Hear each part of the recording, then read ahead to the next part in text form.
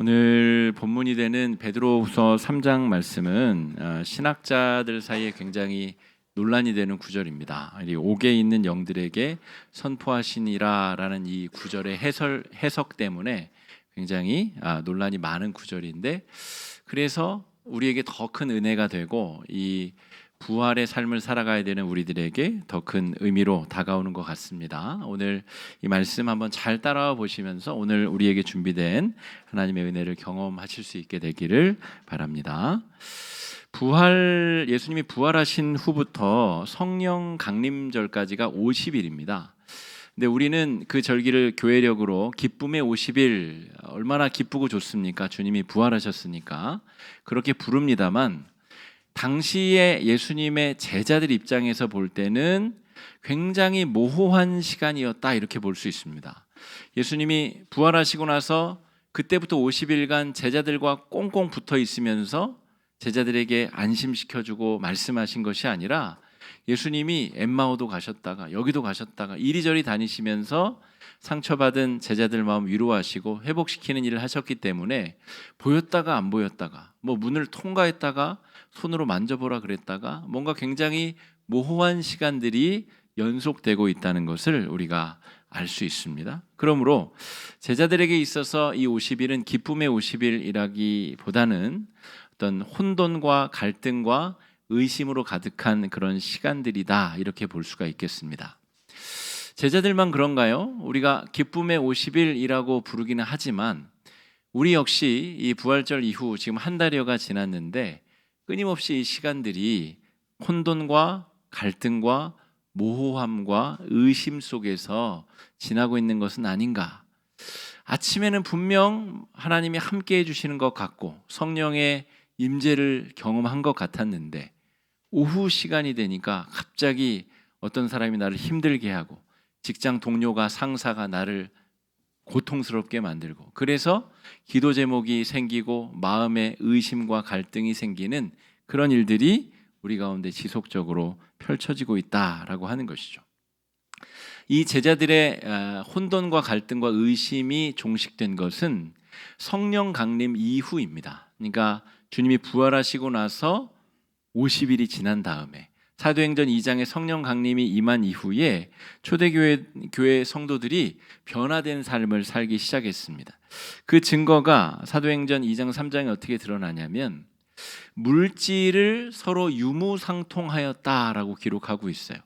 부자인 사람이 자신의 전 재산을 교회 공동체에 다 헌물로 내어놓으면 그 중에 필요한 사람이 그 재물의 일부를 가져다가 사용하는 형태의 경제 공동체, 삶의 공동체, 진짜 부모 자식 간이 핏줄이 아니라 예수 그리스도로 한 핏줄, 가족, 형제 자매가 이루어지는 그런, 정말 이 세상에 존재할 수 없는 그런 공동체가 형성되었다는 것이죠.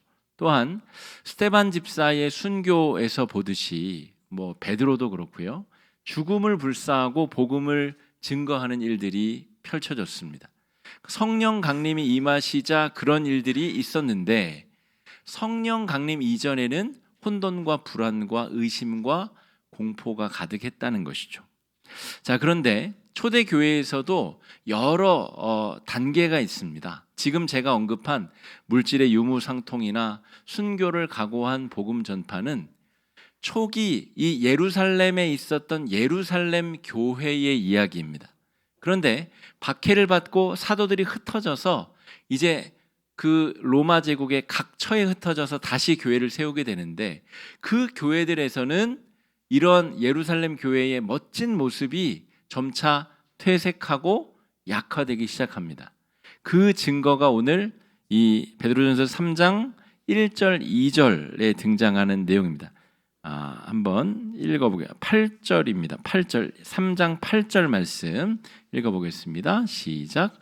마지막으로 말하노니 너희가 다 마음을 같이하여 동정하며 형제를 사랑하며 불쌍히 여기며 겸손하며. 이런 명령을 지금 베드로가 하고 있다는 얘기는 이렇게 하고 있다는 얘기인가요? 못하고 있다는 얘기인가요? 못하고 있기 때문에 그렇게 하라는 것이죠. 그러니까 초대 예루살렘 교회에서는 물질을 유무상통하고 내 것이 네 것이고 네 것이 내 것이고 지금 당장 죽어도 내가 여한이 없는 그런 삶을 살던 성도들이 시간이 지나면서 주님의 재림이 점차로 늦어지면서 이거 내 건데 왜 제가 쓰지? 왜 쟤는 일을 저렇게 하지? 왜 쟤는 이런 방식으로 생각하지 않지?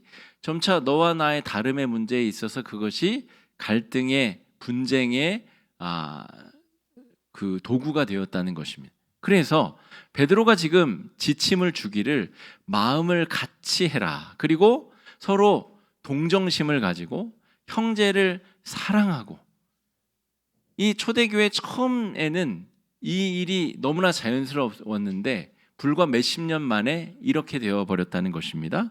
9절 말씀도 한번 읽어보겠습니다. 시작. 악을 악으로 욕을 욕으로 갚지 말고 도리어 복을 빌라. 이를 위하여 너희가 부르심을 받았으니 이는 복을 이어받게 하려 하심이라. 율법 시대에 악을 악으로 갚고 욕을 욕으로 갚는 행위가 그리스도 교회 안에 다시 재현되었다는 것입니다. 그래서 산상수훈에 예수님이 우리에게 가르쳐 주신 대로 왼편 팜을 맞으면 오른쪽 뺨을 돌려대고 겉옷을 달라 하는 자에게 속옷도 줄 수 있는 그런 마음으로 세상을 바라보고, 특별히 교회 공동체 안에서 형제 자매들을 그런 마음으로 대하여야 된다, 이 이야기를 다시 하고 있다는 이야기입니다. 그러니까 불과 지금 성령이 임하신 지 몇십 년이 안 되었고 복음이 한창 왕성히 전해지고 있는 가운데서도 교회 안에 이런 문제들이 새롭게 발견되고 있다는 것입니다. 저와 여러분, 이 성령의 시대를 살고 있는 우리들에게 똑같이 발견되고 있는 문제 아닙니까? 우리가 주일마다 예배드리면서 새로운 마음으로 결심하고 교회 문을 박차고 나서는데, 교회 문을 박차고 나서자마자 또다시 의심이 들고 갈등이 생기고 죄의 유혹에 사로잡히게 되는 것이 바로 우리들의 모습이다라고 할 수 있겠습니다. 부활 이후에 부활의 삶을 우리가 살아내지 못하는 연약함이 우리 가운데 있다는 것이죠. 우리가 우주 밖을 벗어나지 않는 이상 이 지구 안에서는 중력의 영향을 받게 되죠.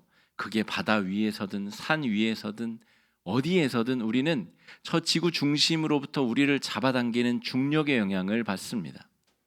우리가 하나님 나라, 주님이 그 집을 예비하신 하나님 나라에 가기 전에 우리는 중력의 영향을 받듯 죄의 영향을 받는 존재입니다. 그래서 어떻게 보면 초대교회의 물질을 유무상통하던 그 상황에서 점차로 그 믿음이 약화되고 이기심이 작동하고 미움이 작동하여 죄악의 원리로 다시 빠져들게 되는 것은 자연스러운 현상이다, 이렇게 볼 수가 있습니다. 끊임없이 우리 마음은 이 죄의 유혹과 죄의 중력이 우리 마음을 황폐하게 만든다는 것이죠. 기름지게 만들고 생명샘이 우리 가운데 솟구쳐야 되는데 가만히 내버려 두면 우리의 마음은 죄악에 물들고 사랑과 인자와 자비, 동정심은 사라지고 점차로 메마르고 강팍해지고 이기적인 마음으로 채워지게 되는 것. 이것이 인간의 본성이자 우리가 7일에 한 번씩 이렇게 모여서 하나님 앞에 서야 되는 이유가 거기에 있다고 말할 수가 있겠습니다. 끊임없이 죄악은 우리의 마음을 황폐하게 만들고 우리로 넘어지게 만들고 의심하게 만든다는 것이죠. 우리의 마음 속에서 끊임없이 은혜의 샘이 솟구쳐야 되는 이유가 거기 있습니다. 베드로는 지금 교회의 성도들에게 너희가 산상수훈의 말씀대로 살아가야 된다라고 말하면서 자연스럽게 그렇게 될 것이다 라고 이야기한 것이 아니라, 이제부터 우리가 살펴볼 뒤쪽의 이야기를 살펴보게 되면 그 은혜의 샘을 우리에게 주시기 위해서 예수님이 어떻게까지 하셨는가, 그리고 어떻게 하실 작정을 하고 계신가 우리에게 잘 보여주고 계십니다. 은혜의 샘이 샘솟는 것은 내가 결심한다고 되는 일도 아니고 내가 돈이 많다고 해서 우리 마음의 은혜의 샘을 팔 수 있는 것도 아니라 하나님께서 우리에게 행하실 일을 기대하고 바라보고 그대로 나아갈 때 우리에게 그런 일이 펼쳐진다라고 하는 것이죠. 자, 이 이야기를 하면서 베드로는 구약 시대의 노아 홍수 이야기를 꺼냅니다. 20절 말씀 한번 읽어보겠습니다. 시작. 그들은 전에 노아의 날 방주를 복종하지 아니하던 자들이라. 방주에서 물로 말미암아 구원을 얻은 자가 몇 명뿐이니 겨우 8명이라. 우리 안에 끊임없이 샘솟는 이 죄악의 문제를 해결하기 위하여서 하나님께서 홍수를 내리셨던 적이 있죠. 그게 노아의 방주 사건이고, 그런데 그때 생존한 사람이 불과 8명에 불과하다는 것이죠. 그때 당시의 물은 심판의 도구였습니다. 정신 차리지 못하고 죄악에 매여 있는 사람들이 끝끝내 죄의 편에 속해 있기로 결심하자 그들은 물에 수장되어 죽을 수밖에 없었습니다. 노아의 때에는 물로 세상을 심판하셨다라고 하는 것이죠. 그런데 21절에 보면 베드로가 그 노아의 사건이 예수님을 통해서 어떻게 새롭게 해석이 되는가를 기가 막히게 설명하고 있습니다. 21절 말씀 읽어보겠습니다. 물은 예수 그리스도께서 부활하심으로 말미암아 이제 너희를 구원하는 편이 곧 세례라. 이는 육체의 더러운 것을 제하여 버림이 아니요 하나님을 향한 선한 양심의 간군이라. 심판의 도구였었던 물이 이제는 생명의 도구로 쓰임받게 된다는 것입니다. 세례를 통하여 사람이 물로 거듭나면, 예수의 사람으로 세례를 받으면 이제 그는 더 이상 죄에 매여 있는 죄의 노예가 아니라 하나님의 백성, 거듭난 하나님의 자녀가 되는 특권과 영광을 누리게 되었다는 것이죠. 이제 더 이상 구약 시대의 심판의 방법으로 하나님이 우리를 만나 주시는 것이 아니라 예수 그리스도라고 하는 구원의 방법으로 우리를 만나 주고 계시다. 이것이 우리에게 벌어진 은혜의 사건이다라고 설명해 주고 계시는 것입니다. 심판의 도구였었던 물이 이제는 세례를 통하여 우리를 구원하시는 구원의 통로가 된다는 것이죠. 우리 복합문화공간 이름이 아크인데요. 그 아크는 오늘 이 베드로전서 3장의 이 중의적인 의미, 20절과 21절 의미를 동시에 담고 있습니다. 과거에 물로 세상을 심판하셨던 하나님이 이제는 물이 아니라 교회 공동체, 방주가 되는 교회 공동체를 통하여서 이 은혜의 물줄기를 통하여서 사람들을 구원하실 계획이라고 하는 은혜의 선포가 그 아크라는 이름 안에 들어 있는 것입니다. 심판의 도구를 하나님께서 이제 구원의 도구로 바꾸어 사용하고 계십니다. 그러면서 아주 논란의 핵심에 있는 이 19절이라는 표현이 이제 등장하게 됩니다. 19절 말씀. 여기서부터 똑바로 잘 따라오셔야 됩니다. 19절이 굉장히 중요합니다. 19절 말씀 읽어보겠습니다. 시작. 그가 또한 영으로 가서 옥에 있는 영들에게 선포하시니라. 이거 희한한 이야기입니다. 18절에 베드로가 뭐라고 얘기하냐면 이 구원의 통로를 위해서 예수님이 죽으셨고 예수님이 그래서 영과 육으로 분리가 되셨는데 육은 이제 죽으셨고 무덤으로 들어가셨고 영은 무덤으로 들어간 것이 아니라 베드로의 해석에 의하면 지옥에 가셨다는 거예요. 지옥에 가셔서 옥에 갇혀있던 영들에게 선포하셨다는 겁니다. 그게 20절에 들어있는 그 옥에 있는 영들이 누구냐면 노아의 때에 순종하지 아니하고 수장당해서 죽은 사람들, 그러니까 하나님의 구원에서 멀어진 사람들을 구원하시기 위해서 무덤에 갇혀있는, 예수님의 육체가 무덤에 갇혀있는 그 사흘 동안 예수의 영은 지옥에까지 내려가서 복음을 증거하셨다는 것입니다. 이 구절 때문에 신학자들 사이에 논쟁이 심각합니다. 왜냐하면 예수님이 그 거룩한 분이 지옥에는 왜 내려가시나? 지옥에 내려가신 것이 아니라 이 옥을 다양하게 다른 식으로 해석하려는 것이죠. 또한 선포하셨다는 내용 역시도 복음을 선포하신 것이 아니라 너희들은 이제 구제불능이야. 이제 너희들은 회복 불가능한 사람들이야. 그 사실을 선포하러 가셨다는 거예요. 어떤 극단에 있는 신학자들은 그런 주장을 합니다. 근데 저는 이 구절이 그렇게 해석되어지지 않습니다. 베드로 전서의 전체 맥락을 통해 볼 때 지금 이 초대교회의 신앙을 잃어버린 삶 속에서 갈등과 고난과 역경과 의심과 혼란 가운데 있는 성도들에게 다시 은혜의 샘줄기가 여러분 마음에 터져야 됩니다. 그 은혜의 샘이 터지기 위해서 여러분이 기억하실 것이 무엇이냐면 예수님이 우리를 구원하시기 위해 지옥에까지 내려가실 수 있는 분이십니다. 그 이야기를 하고 계신 것입니다. 여러분, 예수님은 지옥에 내려가실 수 없나요? 한번 논리적으로 한번 생각해 보십시오. 지옥의 주인은 그러면 마귀고, 그러면 하나님은 마귀의 영역은 침범하지 못하는 제한적인 분이십니까? 전지전능한 분이 아니시라는 말입니까?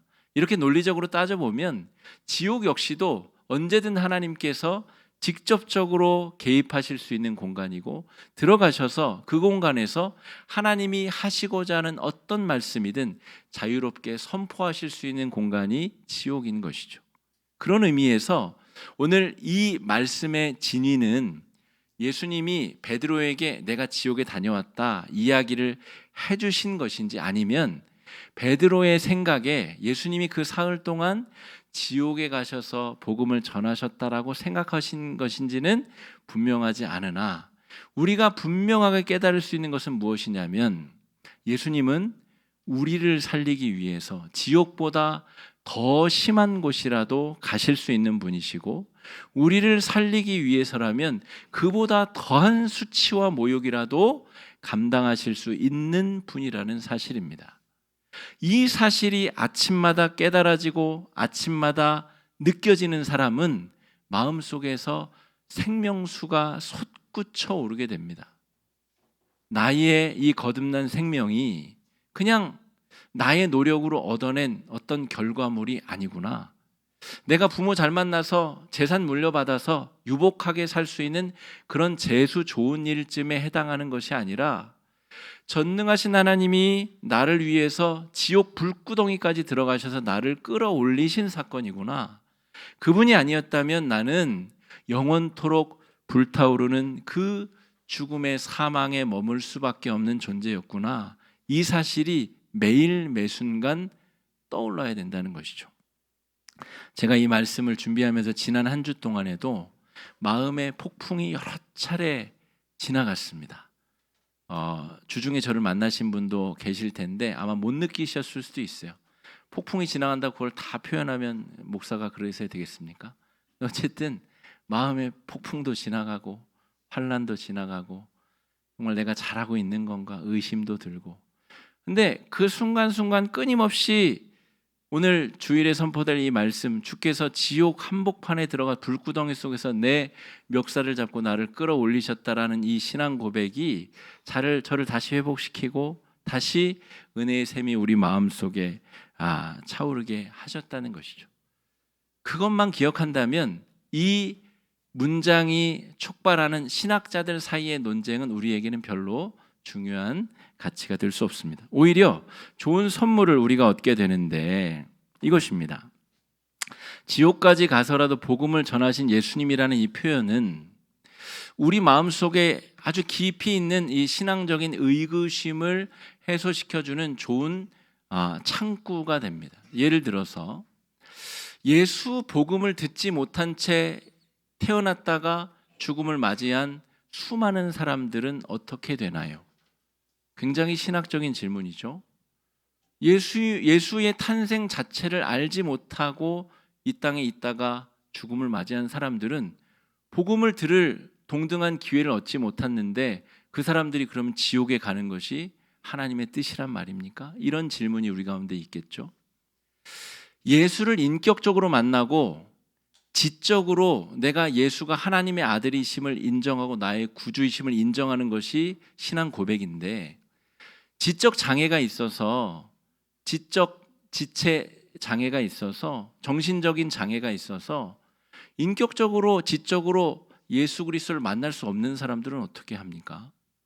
그 사람들은 그냥 자동 지옥으로 가야 되는 문제인가요?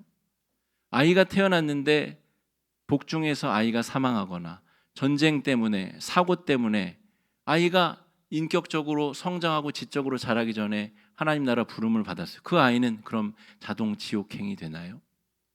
우리 안에 우리가 답할 수 없는 수많은 의구심들에 대해서 베드로가 던진 이 한마디가 창구를 열어준다는 것이죠. 예수님이 오시기 이전에 이 땅에 존재했었던 사람들, 또 예수님이 온 이후에도 예수님의 복음을 듣지 못한 채 산간오지에서 살다 죽어간 수많은 사람들, 예수님을 지적으로 인격적으로 만날 수 없는 상황에 있는 수많은 사람들의 구원의 문제에 대해서 우리의 오만한 자신감을 내려놓게 하고 그것을 개방하는 놀라운 일을 베드로가 이 한 구절 안에 담았다는 것이죠. 그것 자체만으로도 이 구절은 의미가 있다는 것입니다.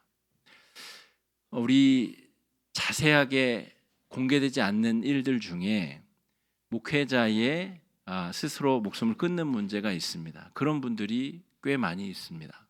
평생 주의 종으로 헌신하고 사셨는데 마음의 병이 들어서 그런 잘못된 결정을 하시는 분들이 있다는 것이죠.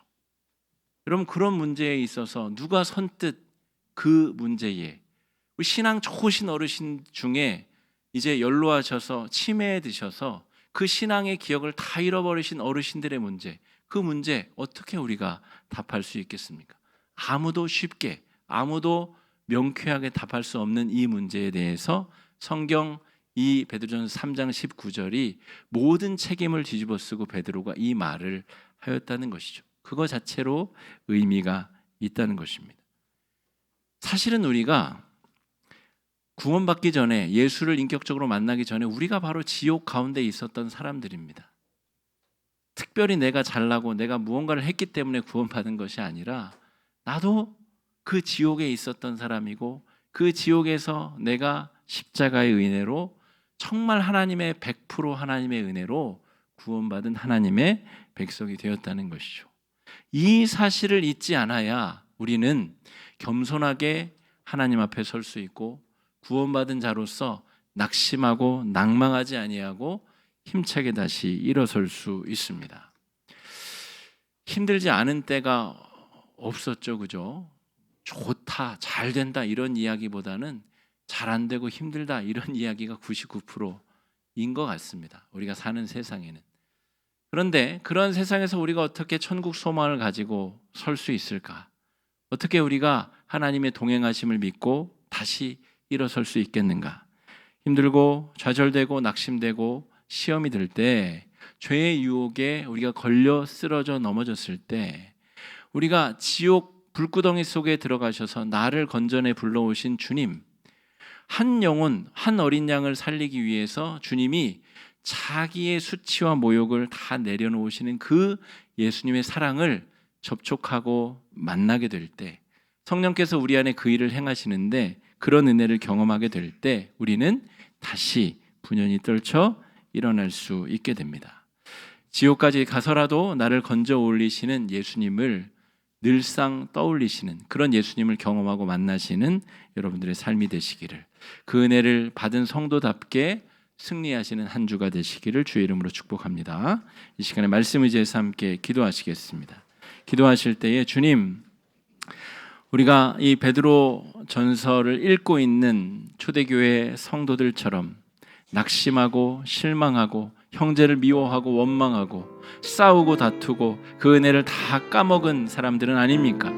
나를 위해서 예수님께서 지옥 불구덩이 속에 들어가셔서 날 위해 대신 고통당하시고 나를 그 죽음에서 건져주신 그 주님을 기억하고 잊지 않게 해달라고, 그 은혜로 말미암아 승리하는 한 주 될 수 있게 해달라고 이 시간에 함께 기도하며 나아가겠습니다. 기도하겠습니다.